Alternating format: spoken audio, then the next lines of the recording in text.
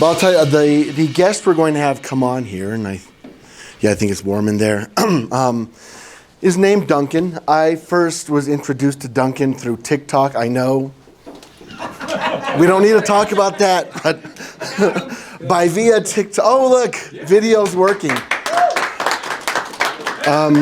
Good. Awesome. Well, thank you. So I'll turn it over to you. So worried. All right. So we'll turn it over to Duncan. Go ahead. Thank you for inviting me, Valdemar. I'm a huge supporter of the log cabin organizations, and I'm also from Colorado. Fun fact, 18 years up in Blackhawk. So my story, I want to just kind of share how I got here and circle back to a good point. So I was raised by a narcissist, which anyone a child who's raised by a narcissist typically struggles with genuine identity issues, right? Because that's kind of the psychological downside of being raised by one, is your entire world revolves around another person. On top of that was, personal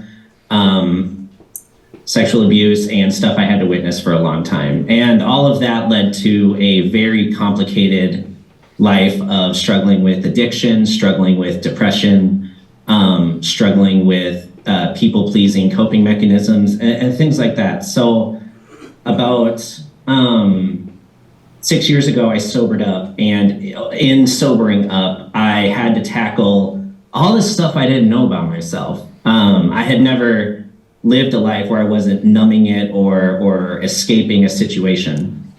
And in doing so, I was exposed to a bunch of feelings and emotions I've never felt before, and I was also tackling my role as a father and having had father issues in the past, raised by an abusive mother. So what happened was I was with a friend trying to just understand vulnerability. And that led to this idea that I needed to transition genders. Now, at the time, what I did not know was the coping mechanism that all of that was. What I thought at the time was, hey, there's this part of me that is brave and courageous and have never felt before.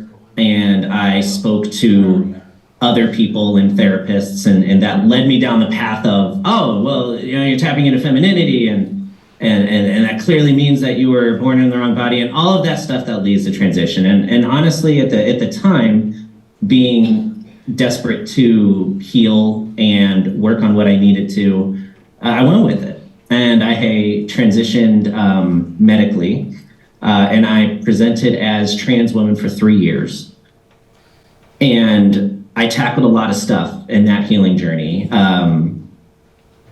Then about a year ago, I started having more diverse conversations with people, and what I unpacked was the trauma coping mechanisms involved with what I did. So one of the biggest things I learned about my own experience with it is that this idea that born in the wrong body, so self-rejection. Now, having been raised by a narcissist and having had a past that I was ashamed of and all of these things, it was really easy to lean into the easy solution of, all right, well, I don't like what I see in the mirror, so I'm going to change that. And it's going to make me feel good. It's going to give me a euphoric effect. And it sure did. And in that time, I was able to build a new personality for me for the first time, which was great. It was amazing. And I did a lot of healing in that role. And then I started asking myself a lot harder questions. One of the most important was 3 years into it, having changed my entire social life around it, having made a lot of decisions medically. Well, why do I think I'm a woman? And those are the questions that really let me unpack the gender stereotypes and the boxes that living a transgender ideology, it reinforces the gender boxes that we're trying to break down. it took me having to have a lot of really hard conversations with people who are heavily against gender ideology to explain it to me. Now, what makes me different than I think most of the trans community is that I didn't go in there going, no, I'm right. There's no possible way that I'm wrong and everyone's transphobic. I went in there genuinely listening and listening to people who overcame body dysphoria, which is what gender dysphoria is, in teenage years because they had parents who challenged them. And I realized that really what I was doing was I had developed a personality that was catered to my abuser, which was a mother, a feminine personality. And it took 3 years to get there, to finally open that wound. And honestly, if I hadn't transitioned and gone through living very openly and presenting myself and being judged by others, I probably wouldn't have landed at that place. And I'd probably still be presenting the way I was or afraid to tackle my own trauma. So I don't want to present this as like, oh, this is like a life of regret. And if I could have done things differently, I would go back in a heartbeat and do it. I think what I needed to learn was necessary with that journey. And now as a detransitioner, having gone off hormones and socially went back and everything, I'm faced with one of the harder parts of this conversation. I'm heavily against medical transition because of the risks I discovered. I also, when I see trans people, I see people like me. I see people who went through some stuff. And coping mechanism or not, it's a really difficult place for me to take a stance on one side of the conversation and go, no, man, keep medicalization out of it. Therapists need to be challenging the trans ideology and to also be able to give people the space to deal with whatever it is that they're trying to either run away from or they're trying to discover about themselves. And in those conversations, that's where it's really hard to keep friends from either side of the conversation. Because, one side of it goes, don't reinforce gender ideology at all. Every aspect of it is negative and it's just bad. There's a reality. There's a reality involved where someone is going through a very human experience. And just like dealing with addiction, you can tell someone struggling with addiction all you want that they're wrong and they're damaging their lives. But until they see it, right, they got to be bought into it. They're never going to see beyond the next time they use, or in trans ideology case, the next affirmation they get from within the community. And so I try to have conversations with people who simply don't understand. I think there's more fear in not understanding than there is anywhere else. And so I very specifically focus on talking to more right-leaning personalities, and I myself am more right-leaning than anything else. Just to educate so they are empowered to have a conversation when it comes to kids. Because the reality is that you could isolate kids from public school, you could isolate kids from whatever social groups you want. It's just a matter of time before another person presents themselves and just plants that little bit of seed of just, oh, gender boxes can be broken down and such. And there's a lot of ways that parents can go about it. I'm against medicalization, but I do support things like social transition to an extent. I more support things like really asking questions, like what makes you think that, as opposed to you're not that. And I led a lot of support groups with trans people and parents of trans kids before I kind of detransitioned and did my own work.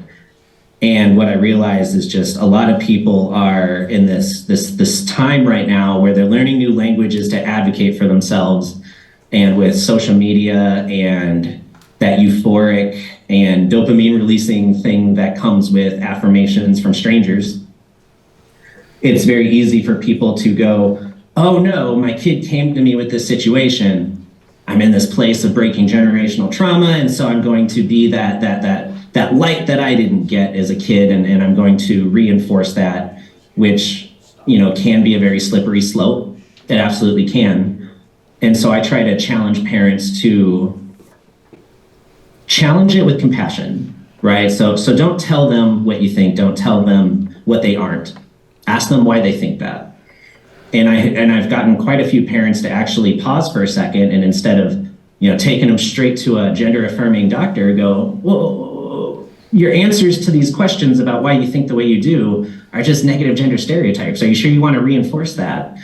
And I've even seen kids somewhat pause for a second because they're not used in this time and age, they're not used to an ideology being challenged, especially one without violence. And that's what I do now. I help people navigate those conversations while also going, listen, this person is dealing with something, whatever it is. And in my experience, 99% of the trans people I know, and I'm talking about thousands, there is a level of trauma there, deep stuff, right? And yes, running away from it with trans ideology doesn't address it, but also when you're dealing with what you're dealing with and you're in an escapism mindset, words aren't going to do it. It takes a place of compassion and support, even when you're challenging that person. And yeah, that's roughly what brought me here, and it's been quite a journey, a necessary one, but it like I said, it's a very hard climate right now to be in a place of, I'm against this, but I also know that they need help. And so what does that mean for me, right? And I'm very, very pro small government. So even the idea of ban all gender affirming care, no matter what, it's all bad. That's big government, right? Now, protecting kids, that's a very different conversation than adults and stuff. And so I'm just trying to navigate those conversations with decision makers, politicians, et cetera, to make it a liberty-driven, safe guidance conversation as opposed to someone trying to control somebody else and invalidate whatever human experience they're going through. All right, very good. I guess I'm just looking at time here. We'll do a few questions. Does anyone have a question for Duncan here? Yes. You're from Colorado. Where are you now? I'm in Georgia. I lived in Minnesota after Colorado for like 14 years. Then I moved to Georgia. Very nice. All right. Darcy? Yes, Duncan, you said something that caught my attention. You said when you see trans people now who are transitioning, that you see yourself, you see that person. Could you describe in more detail, when you say you saw yourself, what kind of stage of life you were in? What is it that you see in those people that represented yourself?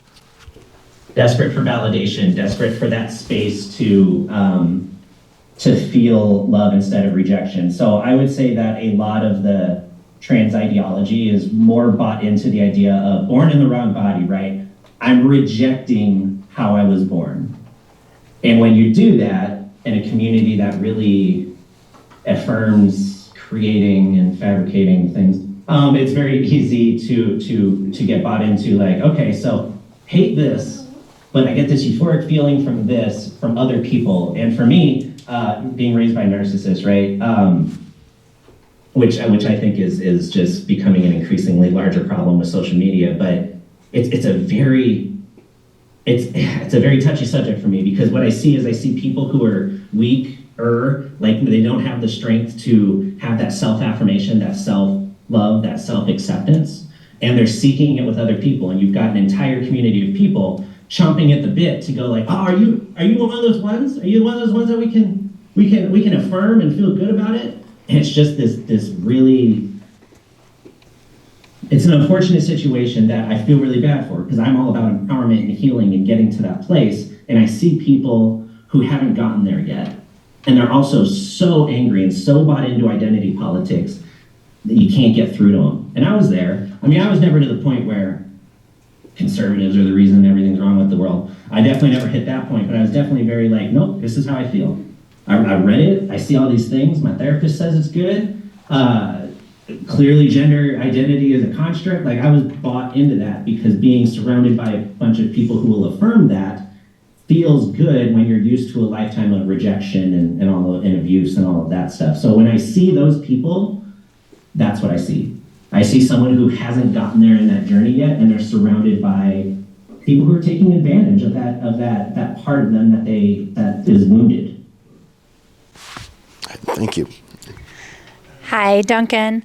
My name's Christy. I'm with Moms for Liberty. And what we've been seeing a lot of in schools recently is parents being removed from the equation of kids transitioning. How do you think we should approach this and go forward to bring back parental rights and involvement in this issue and remove the state and the schools? That's such a tough place because of CPS and right. What people love to do with identity politics conversations is they use the minority of a population to justify an overall argument. And so the overall argument is there's parents who will kick their kids out or take them to conversion therapy and things like that. And so we need to save that group of kids and assume that the parents are going to be that way. And CPS is designed and integrated with schools to be able to do that. And so for me, I think that the way to go about that has nothing to do with the schools themselves. It more has to do with how quick the schools can weaponize other organizations to create that barrier that the government can actually get involved. If you're talking about, I'm going to talk to school boards and like that's the place it needs to be, that's going to be the argument to overcome. Is how do we get past, or how do we overcome that objection of, well, if this one kid gets outed to his abusive conservative family member, which is the argument they use, they're going to be kicked out and homelessness and all this other stuff. You need to focus on that one aspect of the conversation. All the other stuff they won't hear. Need to tackle that. And I know you can't speak for every one of your party, and none of us can speak for the extremes of our lanes. But what's an alternative solution? Where's the compromise, right? And so that's one of the things built into the Florida bill was that if the school felt it was dangerous, they still didn't necessarily notify the parents. And I think that was a fair compromise, because if a student goes, man, if my parents know this is what's going to happen, okay. So there's another party, CPS or whatever the case may be, can get involved for that. So you need to present a middle ground purely for that one argument. That's the only argument they have. And all the other stuff is really just passion and control and things like that, and virtue signaling and being the hero and all that. Tackle that one. The part that I found interesting was your analogy to addiction issues. And it seems to me that, when you study addiction issues, there's usually trauma involved with that individual, whether it was sexual addiction, whether it was physical addiction, whether it was psychological mistreatment or whatever, that oftentimes results in various times of addiction, whether it's alcohol, drugs, it doesn't matter. Then that begs the question about what works to help the addict. Well, we've learned a lot through AA and Al-Anon and things like that, and it's called self-responsibility. And through the 12 steps, people have to discover who they are, but they have to want to be helped. They have to want to be helped. But I see government interfering with a person's want to be helped. For example, here in Denver, I left Denver and moved to Florida because I can't stand the homeless, the dysfunctional behavior, what I call the enablement of government of dysfunctional behavior. They continue to make addicts, people on the street, the drug encampments, they're the victim. They're enabling them to do what they're doing on an ongoing basis over and over and over again, and so does the judicial system. So they're always the victim. They're never responsible for figuring themselves out. And I think that's what you were talking about. How do we help people and get the damn government out of the way and have nonprofits and others help people experience and discover who they are so that they can deal with that discovery? And a lot of times, it takes hitting the bottom. And I think part of what you said was hitting the bottom so that you would actually go to the work and discover who you are and why, what happened to you, and how you decided to get clean and sober and the other things you're talking about. So government's the problem, a lot of the problem. They're not the solution to this problem, like what I hear over and over again. Let's pay, the homeless $1,000 a month. Let's let them all out of jail. All of this crap. There's never any personal responsibility. I would say the most important thing that can be done, and I really challenge LGBTQ organizations in this conversation, because you're right, the government can fix it, they'll sure as heck do it. What does mental health look like for LGBTQ people, right, in your area? What organizations are there? So I think my generation of parents, I think one of the most interesting observations I've made is we were the beginning of the internet generation, and so we're very accustomed to being addicted to our screens, which does develop a sense of rejection for kids and things like that. Like when you really look at like generationally why the current generation of people are significantly more likely to go down this path than other ones, well that's why, because psychologically we're at this point where our lives are on our screens and our real world is the problem. What organizations are in place to help give kids what they need, give people what they need, right? And a lot of that's going to be volunteer-based, unfortunately, which no one wants to ever raise their hand when it comes down to rubber hitting the road, right? Like, oh yeah, sounds great. Like we have this kids outreach program where we focus on teaching them like very, the basics of social engagement, of problem solving, skill building, things like that, right? Everyone loves the idea until it comes to who's volunteering and no one wants to do it. So then what happens? If there's a gap and a need, a politician's going to stick their neck in there and go, ha, the government can solve for this. You need to beat them to that, right? You need to develop these organizations and not put a political identity behind it, right? Because as soon as a political identity is involved behind it, all of a sudden it's just an agenda pushing thing, right? Where I'm at, I help develop this program for kids that they come together and they learn how to change the oil in a car. They learn how to build basic DIY projects, things like that. Stuff that's not really in schools, period. But it creates that social place, that place to critically think, that place to work with diverse groups of people. And most importantly, to your point, gets that self-responsibility and self-accountability skill set that, frankly, the younger generation isn't getting from my generation of parents. So, short answer, create organizations and opportunities to solve for that, because parents will look for a solution before a politician tries to solve for it. Okay, thank you. All right, I'm going to do one quick question, and then...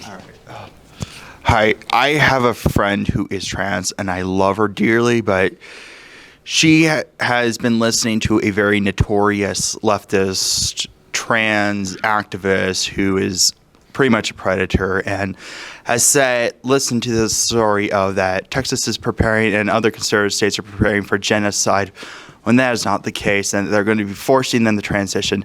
How do I tell this person that, no, you're not going to be forced to transition, you need to stop listening to Keffels?